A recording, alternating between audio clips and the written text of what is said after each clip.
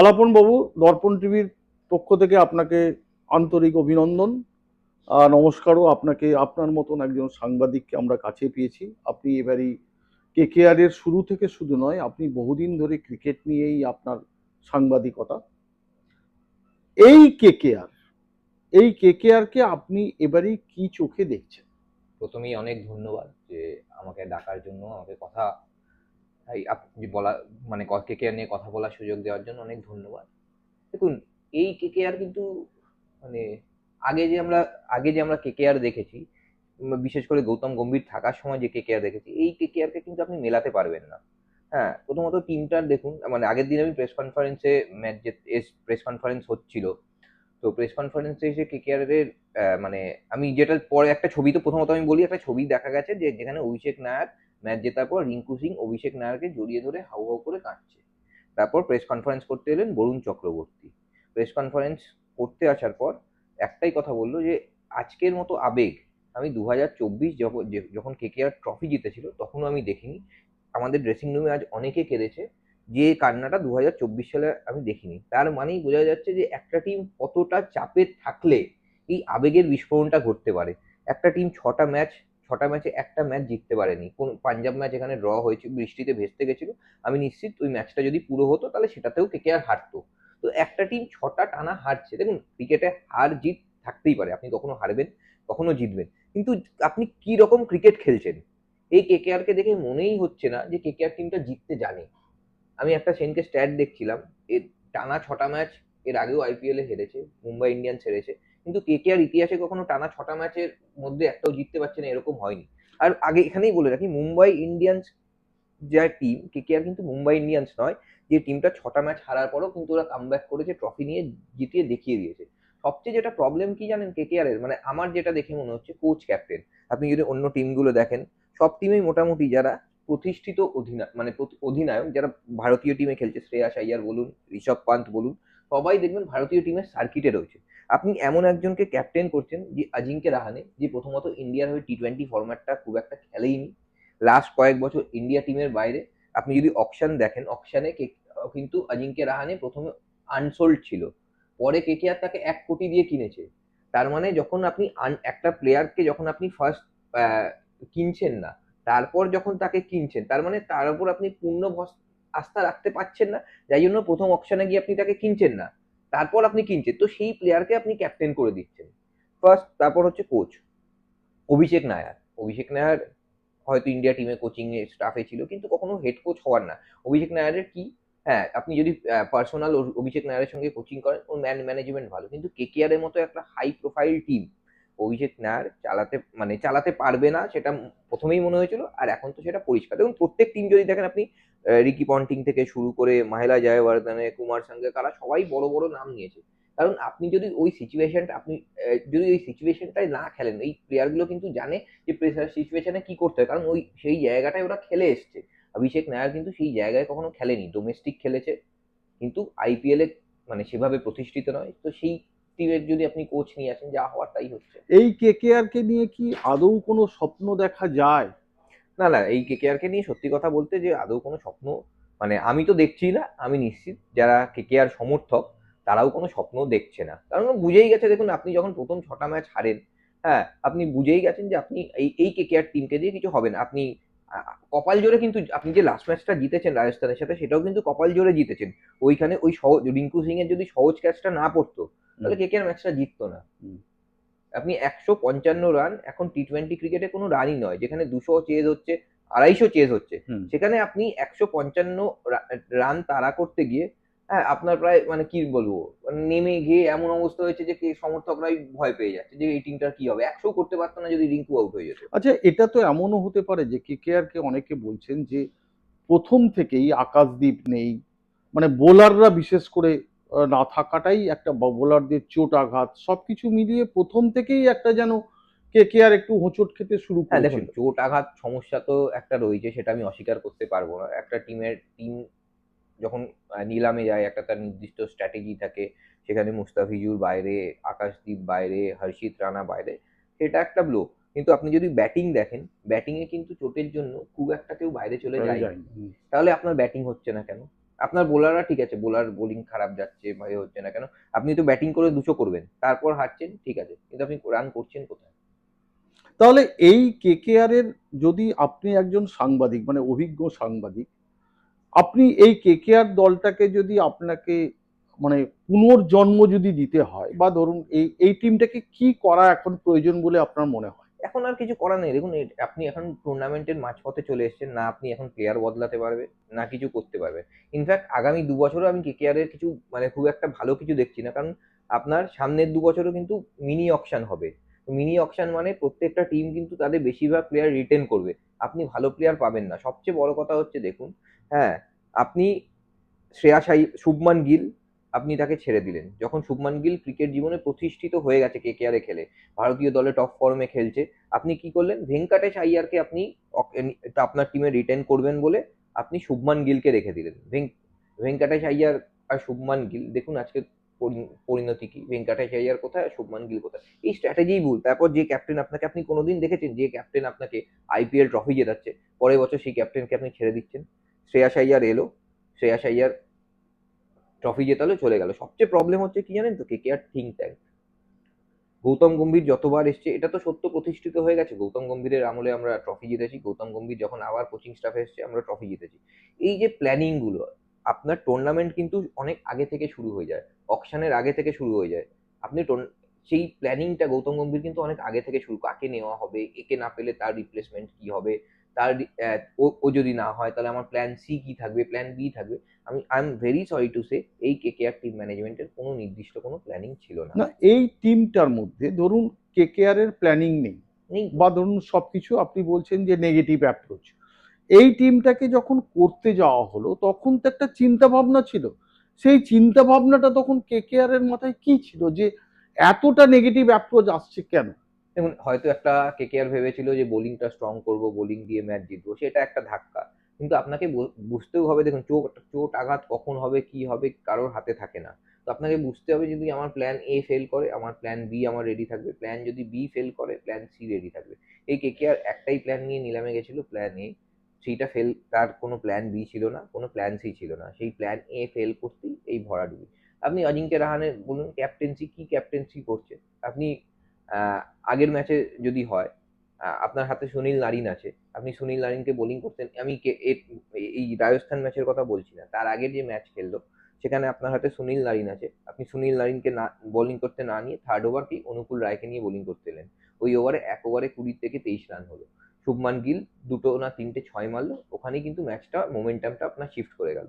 তো আপনার যে আমরা সবসময় একটা ক্রিকেটের কথা বলি, আপনার যে বেস্ট বোলার, যে বেস্ট ব্যাটার, আপনাকে তাকে বেশি সুযোগ দিতে হবে যাতে সে বেশি বল খেলতে পারে। যাতে সুনীল নারিন আজীবন কিন্তু দেখুন কেকেআর হয়ে বোলিং ওপেন করেছেন, সেই সুনীল নারিনের অনেক ম্যাচ গেছে যে বোলিং ওটাই কমপ্লিট হচ্ছে না।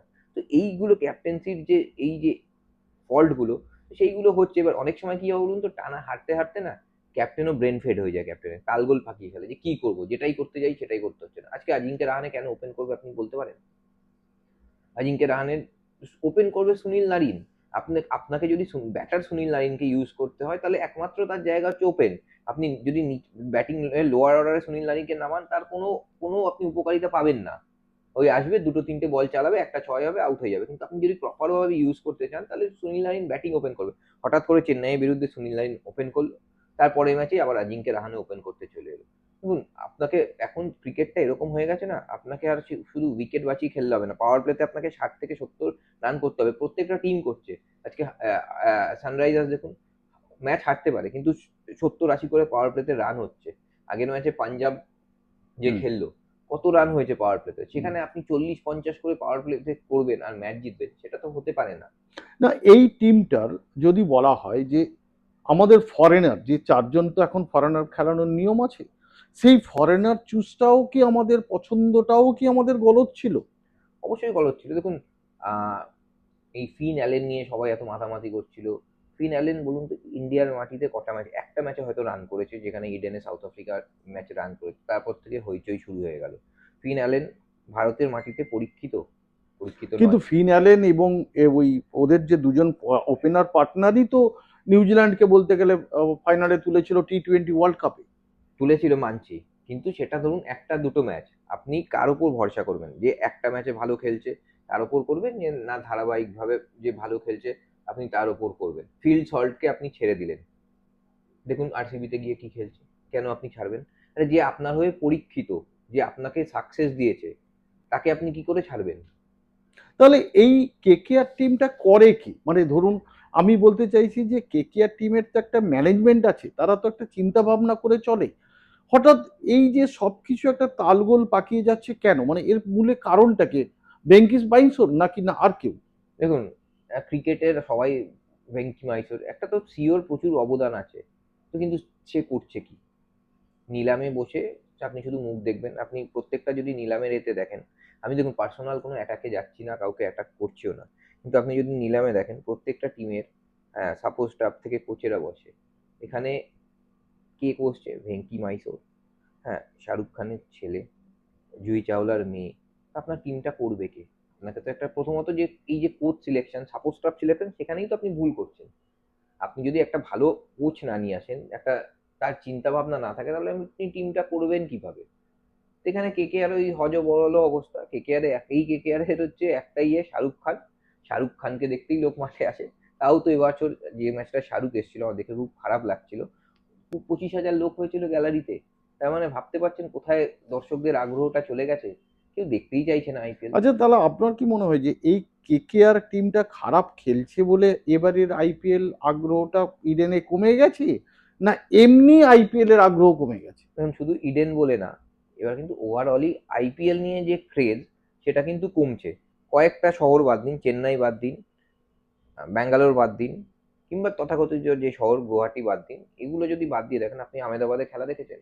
গ্যালারি অর্ধেক, অত বড় স্টেডিয়াম, 20,000 25,000 লোক হচ্ছে না। ইডেনে একটা ম্যাচে শুধু লোক হয়েছে, বাকি চারটে ম্যাচ গ্যালারি ফাঁকা গেছে। তো এখন ওই প্রবলেম কি হচ্ছে জানেন তো? মানে এটা আমার ব্যক্তিগত মত, অনেকে হয়তো আমার মতের সাথে এক হতে পারে, নাও হতে পারে। মানুষ কিন্তু আইপিএল এ যেরকম খেলা দেখতে আসে না, আইপিএল এ তারকা দেখতে আসে। আপনার যখন দেশের খেলা হচ্ছে না, আপনি একটা দেশের সাথে নিজেকে গ্যালারিতে কানেক্ট করতে পারছেন যে আমি হুম। দেশের হয়ে খেলা দেখতে আসছি। কিন্তু আইপিএল এ আপনি কাকে দেখতে? প্রথমত কলকাতায় যদি দেখেন, কলকাতার সব মানুষ কি কেকেআর এর সাপোর্টার? নয়। আরসিবি আছে, মুম্বাই ইন্ডিয়ান্স আছে, ফলে ওই একাত্মটা প্রথমত আসে না দলের প্রতি। ফার্স্ট লোকে তারকা দেখতে আসে। আমি কাকে দেখতে যাব? আমি রোহিত শর্মাকে দেখতে যাব, আমি বিরাট কোহলিকে দেখতে যাব, আমি মহেন্দ্র ধোনিকে দেখতে যাব, আমি সূর্যকুমার যাদবকে দেখতে যাব। হ্যাঁ, সেই তারকাই তো নেই। রোহিত শর্মা কয়েকটা ম্যাচ খেলছে না। আগে আগে যদি আপনি আগে দেখেন, সচিন খেলতো, সৌরভ খেলতো, বিরাট তখন আসছে, যুবরাজ, ভারতীয় ক্রিকেটের তারকার ছড়াছড়ি। ফলে আইপিএল, আর তখন যেহেতু আইপিএল একটা নিউ প্রোডাক্ট, যখন প্রচুর আগ্রহ, কিন্তু যত সময় যাচ্ছে আমরা দেখছি সেই কিন্তু উৎসাহে ভাটা পড়ছে। আপনি এখানে একটা বলছি তো, আরসিবি ম্যাচ করুন, দেখবেন গ্যালারি ভরে যাবে, কারণ লোকে বিরাট কোহলিকে দেখতে আসবে। আপনি চেন্নাই ম্যাচ করুন, গ্যালারি ভরে যাবে, লোকে মহেন্দ্র সিং ধোনিকে দেখতে আসবে। মুম্বাই ইন্ডিয়ান্স ম্যাচ আছে, সেখানেও দেখবেন হয়তো গ্যালারি ভরে গেছে, কারণ রোহিত শর্মা আছে, হার্দিক পান্ডিয়া আছে। কিন্তু বাকি ম্যাচগুলো সেই তারকা কোথায়? লোকে তারকাকে আইপিএল মানে লোকে তারকাকে দেখতে আসে। তারকা আর কি এই কেকেআর এ সত্যি কথা বলতে, আগে প্রচুর তারকা ছিল। গৌতম গম্ভীর নিজে ছিল, শুভমান ছিল, যারা উঠছিল, সূর্যকুমার যাদব, প্রচুর টিমটা ভালো ছিল, প্রচুর নামী ক্রিকেটার ছিল, যার জন্য লোকে আসতো। আর এই সত্যি কথা বলতে, আপনি কাকে আপনি নিজে বলুন না, আপনি টিকিট কেটে আপনি খেলা দেখতে আসবেন, আপনি কাকে দেখতে আসবেন এই কেকেআরে? আমি মানছি আপনার ধরুন কথা অনুযায়ী যে এই টিমটা ধরুন আজকে খেলতে পারছে না বলে এই কথাগুলো, বা আপনার ধারণা যে তারকাও নেই, হুম। সব মিলিয়ে একটা আমরা নেতিবাচক দিকটাই বেশি করে ফুটে উঠছে। আমার প্রশ্ন হচ্ছে যে আজকে নইলে আমাদের এখানে ভালো লোক হচ্ছে না, কিন্তু তাহলে মুম্বাই ইন্ডিয়ান্সের ম্যাচে মুম্বাই ইন্ডিয়ান্সের তো একদম তারকায় ভর্তি। মুম্বাই ইন্ডিয়ান্সের তাহলেও তাহলেও ওয়াংখেড়ে কিন্তু লোক হচ্ছে, আপনি যদি দেখেন মানে তারাও তো আজকে তো সেই মানে পারফরমেন্স লেভেল যদি দেখেন, তারাও তো আজকে খুব বাজে পারফরমেন্স করছে। কেন? মানে এটা মুম্বাই ইন্ডিয়ান্সের দেখুন, ক্ষেত্রেই বা মুম্বাই ঘটছে কেন? ইন্ডিয়ান্সের যদি আপনি একটা ট্রেন্ড দেখেন না, মুম্বাই ইন্ডিয়ান্স আইপিএল এর না চিরকাল স্লো স্টার্টার। প্রথম দিকে হারবে হারবে হারবে, যখন মনে হবে টিমটা আর পারবে না, ঠিক কামব্যাক করবে। আপনি যদি কালকের খেলাটা দেখেন, হ্যাঁ, স্ট্রাগল করছে, 70 রানে 3 উইকেট, 11 ওভার, মনে হচ্ছে 150 করতে পারবে না, হারবে। ঠিক তিলক ভার্মা ওরকম একটা সেঞ্চুরি করে দিল, ঠিক টিমটা কামব্যাক করলো। মুম্বাই মানে আমি বলবো না কলকাতাটা ছোট টিম, কিন্তু আইপিএল এ মুম্বাই চেন্নাই একটা আলাদা ওদের পেডিগ্রি আছে। ওরা জানে কোন সময় কামব্যাক করতে হবে। আপনি কিন্তু মুম্বাইকে 5টা ম্যাচ হারলেও কখনো টুর্নামেন্টের বাইরে বলতে পারবেন না। কারণ ওরা সেইটা একবার নয়, সেটা বারবার কামব্যাক করে দেখিয়েছে, যেটা কখনো কেকেআর পারেনি। তাহলে তাহলে কি এই কেকেআর আজকে ধরুন আমাদের থেকে মানে বাংলা থেকে বলতে গেলে একদম তলিয়ে গেছে, তাহলে আপনার মতে যে এই কেকেআর কে নিয়ে যদি স্বপ্ন দেখতে হয়, আপনি বলছেন যে আগামী 2 বছরও দেখা যাবে না, মানে যা পরিস্থিতি যা এদের। পরিস্থিতি, প্রথমত আপনাকে দেখুন এখন যা পরিস্থিতি চলছে তাতে আমি নিশ্চিত অজিঙ্ক্য রাহানে আর থাকবে না। পরের বছর অজিঙ্ক্য রাহানেকে আপনি ক্যাপ্টেন কেন, প্লেয়ার হিসেবে হয়তো কেকেআর এ দেখবেন না, ছেড়ে দেবে। অভিষেক নায়ারও খুব ডাউটফুল, আদৌ কোচ হিসেবে থাকবে কিনা কেউ জানে না। হয়তো কোচ ক্যাপ্টেন চেঞ্জ হবেই, কিন্তু কোচ ক্যাপ্টেন চেঞ্জ হওয়ার সঙ্গে সঙ্গে তো আপনারও হয়তো এবার কিছুটা কেকেআর এর এ হবে, কারণ যে প্লেয়ার গুলো ইনজিওর্ড ছিল সেই প্লেয়ার গুলো ফিরে আসবে। তো কিছুটা হয়তো রেকটিফাই হবে, কিন্তু আপনাকে কিছু মানে ঢেলে সাজাতে গেলে যেটা হবে, আগামী 2 বছর আপনাকে টিম সাজাতে আপনি পারবেন না যতক্ষণ না আবার সেই মেগা অকশন আসছে ততক্ষণ। কারণ মানে এই টিমটাকে যদি ধরুন আপনি আজ সাংবাদিক, আপনাকে কালকে প্রতিদিন থেকে বলা হলো যে আপনি যান একটা কেকেআর এর একজন প্লেয়ারের আপনি ইন্টারভিউ করে নিয়ে আসুন, আপনি কাকে করবেন? দেখুন, এখানে দুজন প্লেয়ার, মানে প্রথমত হচ্ছে আমি এরকম, দেখুন আমার যে এখানে বাংলায় কানেক্ট করার মতো সেই প্লেয়ার নেই। হ্যাঁ, আপনি করতে পারেন ইন্ডিয়া প্লেয়ার বরুণ চক্রবর্তী, রিঙ্কু সিং, যাদের আমাদের একটা দেশের মানে কি বলবো মানে ইন্টারেস্ট ইন্ডিয়ান আছে, জার্সি পরে যারা ইন্ডিয়ান খেলে। জার্সি পরে যারা খেলবে। এর বাইরে আপনি সুনীল নারিন, আপনার সাথে সুনীল নারিন কথাই বলে না হয়তো। না না, আমি আমি সেই এতে যাচ্ছি হ্যাঁ, না, আমি বলতে চাইছি আপনি তারকা ধরুন খুঁজে আপনি পাবেন, পাঠকের কাছে তুলে ধরার জন্য আপনি তারকা খুঁজে পাবেন না এই KKR এ। আলাপন সাহাকে পাঠানো হলো, তুমি যাও বাবা, গিয়ে একজন এমন একজনকে বরুণ ধরো। চক্রবর্তী, রিঙ্কু সিং ছাড়া আপনি কোনো তারকা পাবেন না যাকে আপনার মনে হবে যে আমি ইন্টারভিউ করি। মানে হ্যাঁ, ইন্টারভিউ আপনি করতেই পারেন, কিন্তু যে একটা হইচই ফেলে দেওয়া ইন্টারভিউ হবে, যে লোকে লোকে বলবে কি ভালো ইন্টারভিউ, সেটা আপনি রিঙ্কু সিং বা বরুণ চক্রবর্তী ছাড়া আপনি কাউকে খুঁজে পাবেন না যারা আপনাকে ইন্টারভিউ করতে হবে। তার মানে এই যে লাস্ট ম্যাচটা যে রিঙ্কু সিং জেতালো, আপনার কি মনে হয় যে এর পরবর্তী ম্যাচগুলোতে আমরা কেকেআর কিছুটা হলেও ঘুরে দাঁড়ানোর একটা রসদ পেলো বলা যায়? হ্যাঁ দেখুন, একটা আপনি যখন টানা হারছেন না, আপনার ড্রেসিং রুমে মানে সেটা আপনি ক্লাব ক্রিকেট হলেও, আপনি এটা তো অনেক বড় আইপিএল, ক্লাব ক্রিকেটও হয়, আপনি যখন টানা হারছেন তখন আপনার ওই ড্রেসিং রুমে না ওই মনোবলটা একদম তলানিতে চলে যায়। তখন ওই একটা জেতার জন্য মনে হয় যখন একটা মানুষ ডুবছে, যদি হাতের সামনে কিছু পায় তাকেই আঁকড়ে ধরে বাঁচার চেষ্টা করে। তো কেকেআর যারা কেকেআর আমি ডুবে গেছি, ওই একটা জয় পেয়েছি এইটাকে হাতিয়ার করে। কিন্তু দেখুন আমি আবারও বলছি, যে জয়টা এসছে, আমি সেবারও বলবো জয়টা একটা ফ্লুকে এসছে।